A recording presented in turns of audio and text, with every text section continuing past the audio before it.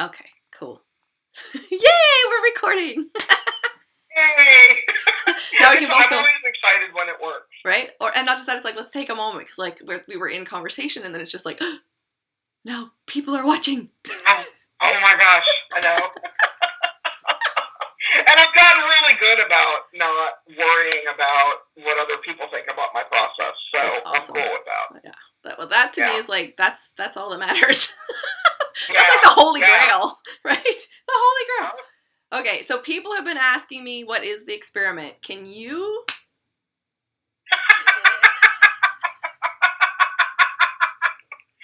Oh, wow. Can I define it? Yeah, like, like I keep telling, I can't tell you in 3 sentences, but if you could, what would you say? If I could, I would say that the experiment is a pattern of thinking that can allow, I know this sounds like bullshit, right? But no, it's more of a mindset or a pattern of thinking that allows me to open up to possibility. That's probably as simply, and it sounds so vague, it sounds ridiculous. Right, exactly. So, and wait, okay. I think the reason I think it's vague is because it's not totally a thought process or a mindset, is it? No. Okay, because no. Yeah, it's an experience. There you go. Yes, exactly. I can't describe the experience of it without going into like a long, windy ass story about an example. Exactly. It's really hard to be concise about it. The language, it's not about cognitive thought, and it's not about language. Perfect. So that was like the perfect definition ever. But yeah, it's like me trying to say something. If somebody said, describe this Kleenex in Chinese, I would be like, what? Yeah, I don't speak Chinese. I don't know how to do that. Okay, so I'm just gonna take you through questions, and we're gonna see if we can get a little bit of the experience out of the questions, and okay. hope that this is good enough for people to, be interested, because we would love to have you. Yeah, exactly. What issues were experienced prior to the experiment?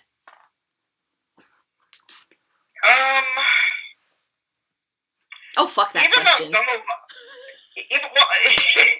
I've done a lot of work on shifting mindset and being positive and being all manifesty and all of that stuff, until I started with the experiment, I don't think I realized how focused I was on scarcity and how in the box I still really was in my thinking. Okay. And all I knew was that it still felt like I was still looking for something outside of me to be the magic solution, to make it all clear, because I had done a lot of workshops and I've done a lot of different things over the last 30 years, and it still didn't feel like I had the right key for the lock. There was still some piece of it missing, of me being peaceful in my head missing. I mean, I had a lot of skills and I had a lot of stuff, but I was still fighting with me. Okay. What, if any, objections did you have to doing it? Like to joining, to putting in your time, your effort, your money? I thought, oh God, it's going to be another fucking class. That was part of it. Yeah. And fair enough, if you've been going to classes for 30 years. Fair enough. Yeah, I mean, and you think, oh, this one's going to be it. It's not about any shining epiphany moment. I'm really learning more to embrace the journey and to stop looking for some far-off mythical state of whatever, because that mythical state of whatever that I think I want is different from minute to minute. So, of course, it was frustrating trying to think that I found the answer in every workshop, in every webinar, in every interaction with a therapist or a coach or whatever, because I was still avoiding being here now with me, and I was focused on where I thought I needed to be. Cool. So, but your resistance was, oh shit, it's going to be another class. Yeah, that was the main resistance. Was okay. I don't know if this is going to do anything. If this is going to be the Holy Grail. What is your biggest breakthrough? What is your biggest takeaway? That it's the freaking Holy Grail. Ding, ding, ding! Now, the biggest breakthrough is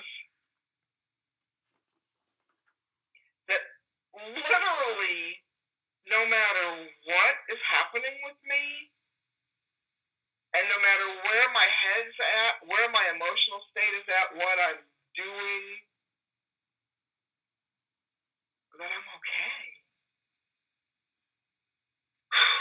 And it just makes me want to cry to say that. Yeah. Because it's a huge gift. I've carried around a lot of judgment about my humanness, even with all the work that I've done. And this has been something completely different. And the allowing of whatever is happening is it's the biggest gift that I've received in as long as I can remember.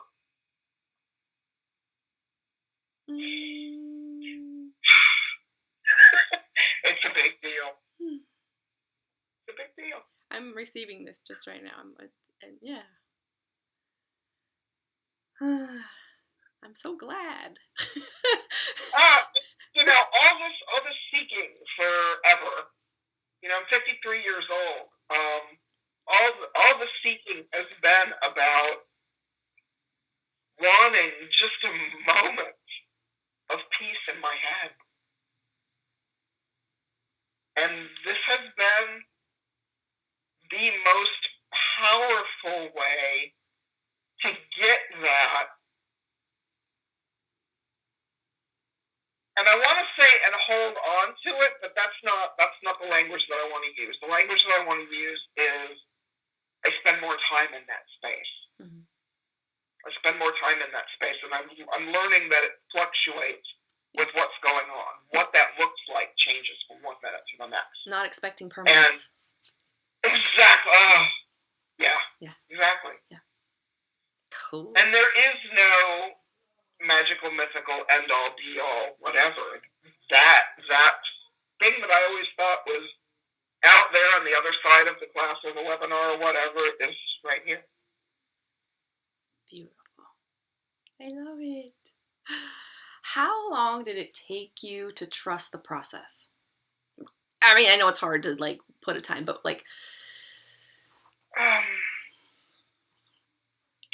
I actually has been, I want to say 3 or 4 weeks to where I really started to feel like the beginning pieces, like the first, when we did this experiment, it was a 4-part kind of teaching kind of thing. And I was in the first 2 parts for, I think I still am. Mm-hmm. I'm really playing there. And so, but it took a couple of weeks to be able, and it was frustrating, and I wanted to make it something else, and but it took a little bit of time. It was not an instant fix. Perfect. Not an instant. This is a really important point for me that everybody understands that we're moving through a process, and it's not instant, but it's like we have to slow down to really be where we are, and then somehow life kind of picks up, and it not speeds up, but it really gets moving and effortless and easeful. It's like the lens on my eyes changes and everything is different. Beautiful. It's like looking through a colored camera lens where everything is more, Technicolor. Magic color, auto, whatever, and it's like boom, that comes on. Tell me about the community aspect of the experience. Huge. For me, it was probably the most important piece. because even if it became a place that I knew I could go to if I was in a moment of struggle about something. And I mean, we're in different countries, so you made yourself very available. But there are times that it's, 3 o'clock in the morning where you are and you're not around and you're not in the group, but other people were there. Mm-hmm. And so it really helped have more of a space to hold me when I was struggling with something. And I knew I was like really close, but I couldn't quite get there, and I needed another person to bounce something off of, and there was always something. Did you learn from other people sharing? Oh my gosh, yes. And that more than anything really reinforced to me that connection that we all have. Because when another person would come up with something, I could completely relate to it. Mm-hmm. There were no surprises of, oh, I've never felt that, or I've never been in that situation. It was all really core stuff. Cool. Talk about the level of support you experienced. Not just from me, but like from the entire group, and how it just...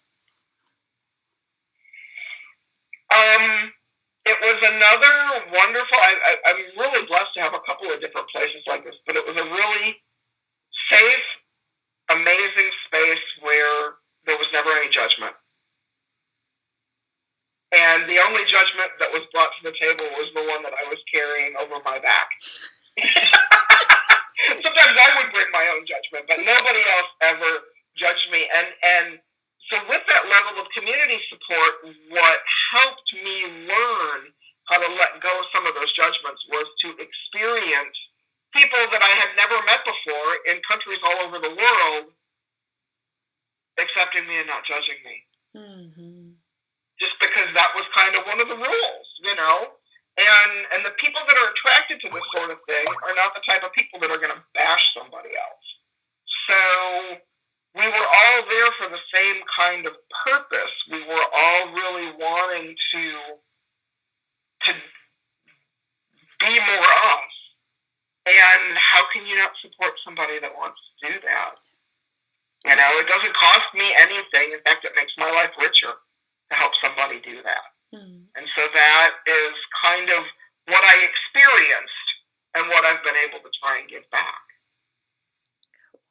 Yeah, you did. It was brilliant. I love how you all... It was like, really, the container was created and you guys were my life. My life in that time. Like when I ran it, you were my life. But I also knew that you had each other. And you had each other's backs. And when I wasn't looking... And the very rare times I wasn't, I was sleeping and not part of there, that you guys were all in good hands. Yeah. It was beautiful. Yeah. It was one of those communities where it was like, I don't know if you've got pets, but the leashes were off. Mm-hmm. Everybody was just like, boom. Everybody went for it. Nobody censored. We talked about exactly rawly, in your face, blunt kind of, this is where I am. Mm-hmm. Yeah, and the sharing was off the charts. It was amazing. Mm-hmm. It was amazing to have other people mirror that and give me permission to do that for myself. And for me, I know I create these containers. This is what I do. It's sacred and it's safe. And did you feel that way? Absolutely. Absolutely. Because we are really digging in. It's so fun. It hurts so good.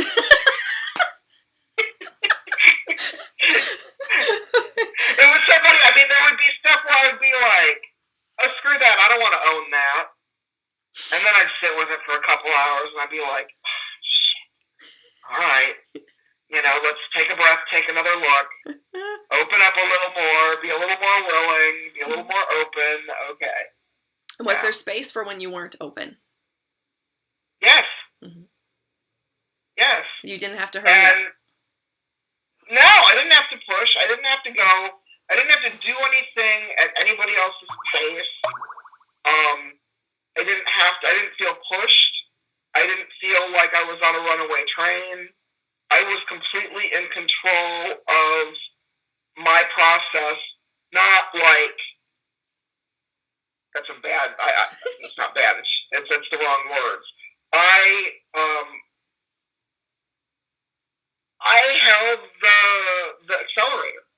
Nice. You know, You had I freedom. I could either hit the gas if I had the time and the space and the willingness to go for it, or I could slack off and coast and kind of read everybody's stuff for a couple of days and then do work off of that. And I didn't have to be public. I didn't have to be all sherry if I was in a space where I didn't feel like that. Nobody said, you haven't posted anything for like 6 hours. You know, what's up with you? There was no, it was not accountability, and thank God I hate accountability groups. Because I am very much invested in my own freedom and my ability to do things at my own pace. And frankly, you know, we were in that group. We had that actively going on for what, 8 weeks? It was 6 weeks. 6 weeks. And I am still, like I said, rotating through week 2 of content. I'm slow, man. I'm really savoring it. Yeah. And I know that the rest of it is there for my application when I'm ready. But I'm still finding so many little miracles in just really slowing down and kind of, oh, what's under that rock? You know? Because a lot of things that I've been struggling with for a number of years, my perception of them has shifted tremendously. And it's allowed me a greater sense of freedom. Beautiful. Which is all I really want. That makes me happy. freedom in my life and peace in my head. Holy crap, it doesn't get any better than this. You know? Yeah. And the external life, there's still challenges, there's still problems. It's not a freaking miracle. I mean, life on this planet in a human body can be hard sometimes. But it doesn't have to be really sucky hard all the time. And even if it does, there can still be beauty in that. Yeah. I can still be okay. You know, that old Zen Buddhist, be calm in the eye of the storm or whatever. I don't know. But it is possible to feel free and to have peace in my head no matter what's going on around me. And even if I don't, I'm still okay. Yeah, that's the magic right there. That's like, that for me is that's the miracle. Yeah. How has your outer life changed and shifted? Well, my creativity, I'm an artist, and You are, and I love it. I am. And I have been kind of stuffing my creativity, and that has exploded. And it's bringing in new opportunities. It's bringing in a shift in career.